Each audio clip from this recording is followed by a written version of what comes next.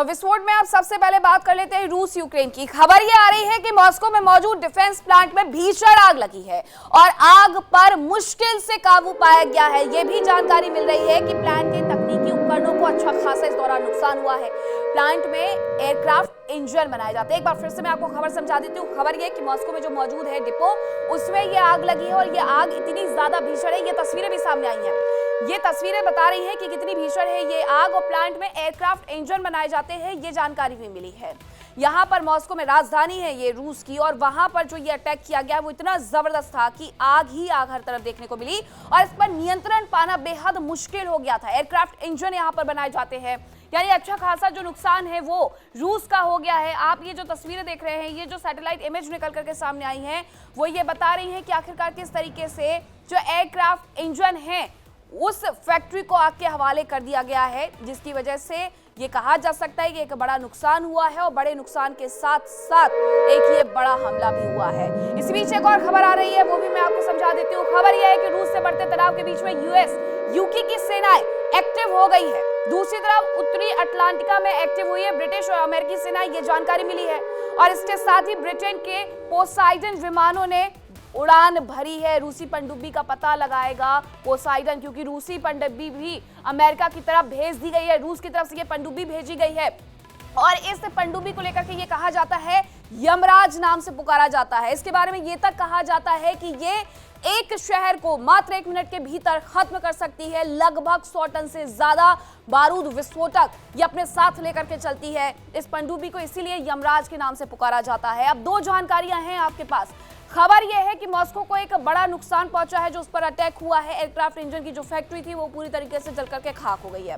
दूसरी खबर यह है कि जिस तरीके से वेनेजुएला को लेकर के तनाव देखने को मिल रहा था, उसके साथ ही अमेरिका का तनाव रूस से बढ़ते जा रहा था और रूस से निपटने के लिए बाकायदा जो यूएस और यूके यानी ब्रिटिश की जो सेनाएं हैं उन्हें तक एक्टिव कर दिया गया है। ब्रिटेन के पोसाइडन विमानों ने इस दौरान उड़ान भरी है और ये इसलिए भरी गई है ताकि वो रूसी पनडुब्बी, जिसे यमराज कहा जाता है, उसका पता लगा सके। ये अपने साथ परमाणु विस्फोटक लेकर के चलती है। अब आप समझ जाइए कि ये कितनी ज्यादा घातक है अगर ये अमेरिका की तरफ रुख भी करती है। तब भी रूस और अमेरिका के बीच टकराव बहुत ज्यादा बढ़ते जा रहा है। वेनेजुएला के तेल पर कब्जा करते करते अमेरिका रूस से भी ज्यादा टक्कर लेते हुए नजर आ रहा है। उधर अमेरिका के ग्रीनलैंड की ओर कदम बढ़ाने से यूरोप टेंशन में है। अब माना यह जा रहा है कि इन दोनों का ही असर यूक्रेन में जंग पर पड़ सकता है।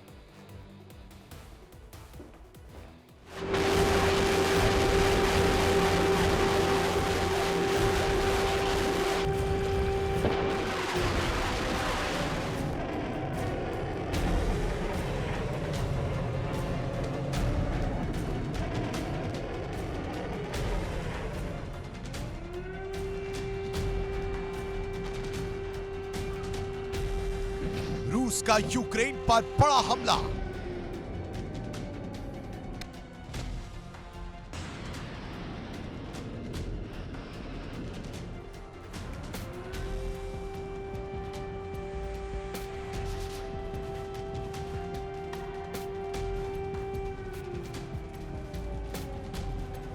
यूक्रेन का जर्रा जर्रा दहला।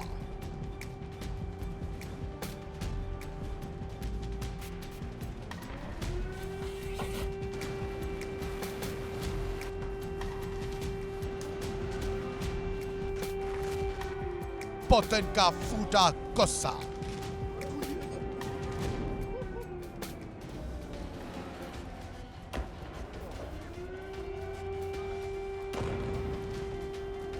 साल 2026 को जितना विध्वंसक समझा जा रहा था, उसकी शुरुआत उससे कहीं ज्यादा तबाही फैलाने वाली रही।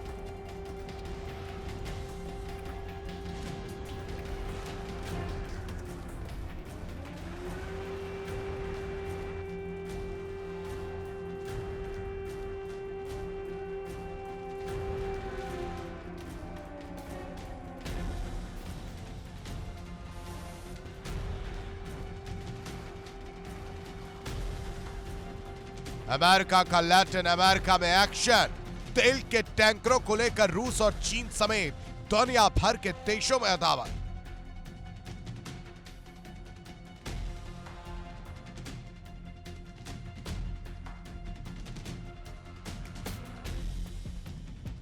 और ग्रीनलैंड के साथ ही ईरान के मुद्दे पर दुनिया में तनाव फैला।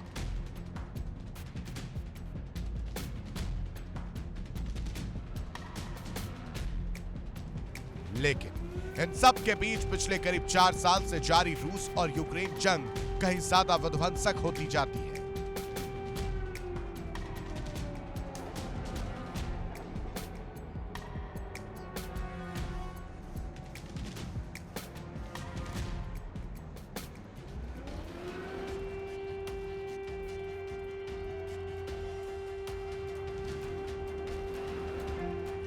माना जा रहा था कि अमेरिका की यूक्रेन और यूरोप से बढ़ती दूरी पुतिन को यूक्रेन पर हमले के लिए हरी झंडी है, और शायद यही वजह है पुतिन की सेना ने यूक्रेन में जी भरकर बारूद बरसाया।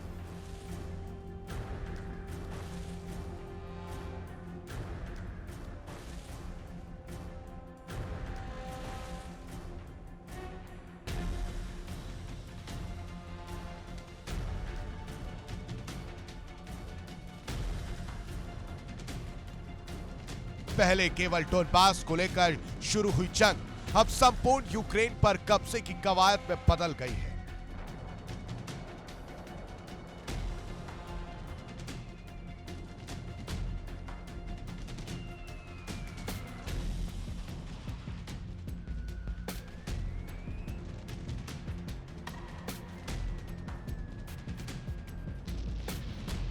साल 2026 की शुरुआत में ही रूस और अमेरिका के बीच तनाव बढ़ा और अब ये तनातनी भी तेल के खेल में बदलती जा रही है।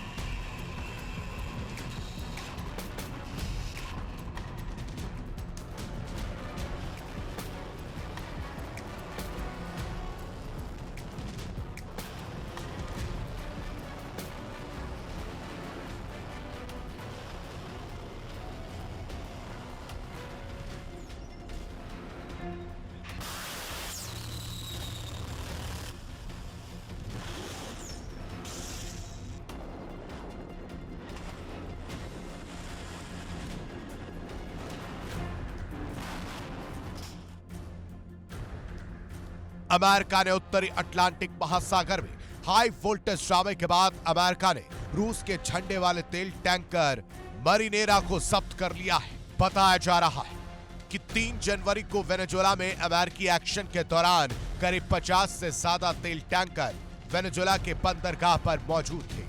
अमेरिकी कार्रवाई के बाद इनमें से कई तेल टैंकर वेनेजुएला से निकल गए। बताया जा रहा है कि टैंकरों ने डार्क मोड ऑन कर दिया, जिससे इन्हें ट्रैक कर पाना मुश्किल हो रहा था। हालांकि अब अमेरिकी सेना ने रूस के टैंकर मरीनेरो पर कब्जा कर लिया।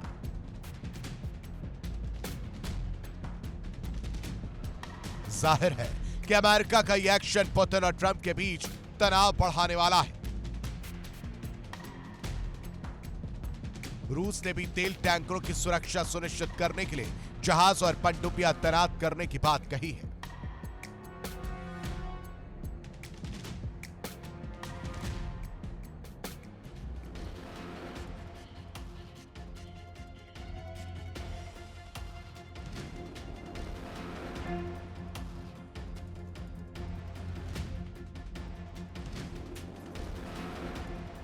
जहां एक और अमेरिका से रूस की दूरी बढ़ रही है, तो वहीं दूसरी ओर रूस के यूक्रेन पर भीषण हमले और तेज होते जा रहे हैं।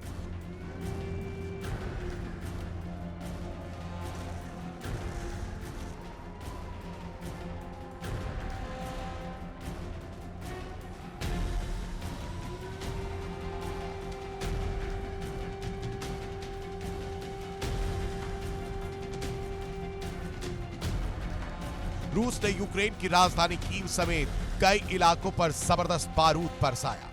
इन हमलों में ड्रोन के साथ ही मिसाइलों का भी इस्तेमाल किया गया।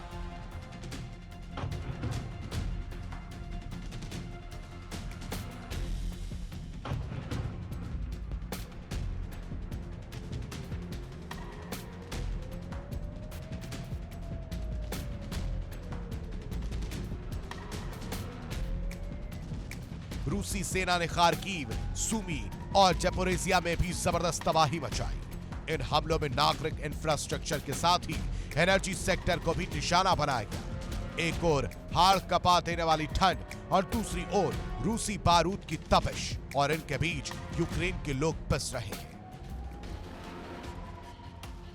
ऐसा लग रहा है कि जैसे जैसे ग्रीनलैंड के मुद्दे पर यूरोप के देश अमेरिका के खिलाफ उतर रहे हैं,